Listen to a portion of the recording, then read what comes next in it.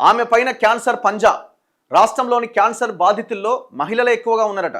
ఈ తెలంగాణలో క్యాన్సర్ వచ్చిన పేషెంట్స్లో ఎక్కువ మంది పేషెంట్స్ ఎవరయ్యా అంటే మహిళలు ఉన్నారట.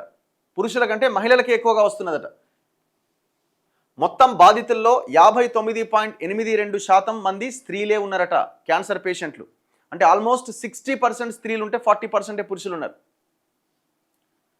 ప్రతి 1,00,000 మందిలో 62 మంది, ప్రతి 1,00,000 మంది మహిళల్లో 62 మంది మహిళలకు ఈ మహమ్మారి వచ్చి ఉన్నదట ఆల్రెడీ. మగవారిలో అయితే ప్రతి 1,00,000 మందిలో 42 మంది బాధితులు ఉన్నారట. వయస్సు పెరిగే కొద్దీ పెరుగుతున్న ముప్పు. మహిళల్లో రొమ్ము క్యాన్సర్ అంటే బ్రెస్ట్ క్యాన్సర్, గర్భాశయ ముఖద్వార క్యాన్సర్, సర్వైకల్ క్యాన్సర్, ఈ 2 క్యాన్సర్లే ఎక్కువగా వస్తున్నాయి. రాష్ట్రంలో ఏటా సగటున 18,235 కొత్త కేసులు. హన్మకొండ, హైదరాబాద్ జిల్లాలో అత్యధికం. క్యాన్సర్ అట్లాస్ ఆఫ్ తెలంగాణలో వెల్లడి. హన్మకొండలో, హైదరాబాద్ జిల్లాలో ఎక్కువ క్యాన్సర్ పేషెంట్లు ఉన్నారట. ఇప్పుడు రీసెంట్గా హెచ్పివి అని ఒక వ్యాక్సిన్ ఇచ్చినారు.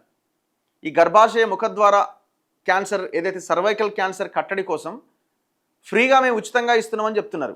ఎక్కడైనా ఒక పోస్టర్ చూసిరా మీరు హెచ్పివి వ్యాక్సిన్ సంబంధించి? ఎక్కడైనా ఒక బ్యానర్, ఎక్కడైనా ఒక హోర్డింగ్ ప్రభుత్వాలు దీని మీద ప్రచారం కల్పించినాయా? ఒకరోజు హడావుడిగా 14 సంవత్సరాలు నిండిన పిల్లలకి వ్యాక్సిన్ ఇవ్వాలి అని ఒక ప్రచారం జరిగింది. దాని తర్వాత ఏమైంది? అది అసలు అందరి బాలికలందరికీ ఇచ్చిరా 14 ఇయర్స్ దాటిన వాళ్ళకి? అంతే, ఆ ఒక్కరోజే పండుగ. ఇక దాని తర్వాత ఎడిపోయిందో ఆ కార్యక్రమం అర్థం కాదు. ఇప్పుడు ఇంత భయంకరంగా సిచ్యువేషన్ ఉన్నప్పుడు అట్లాంటి వ్యాక్సిన్స్ని త్వరితగతిన ఆ పిల్లలందరికీ ఇవ్వడం వల్ల భవిష్యత్ ఒక జనరేషన్ మనం కాపాడుకోగలుగుతాం కదా.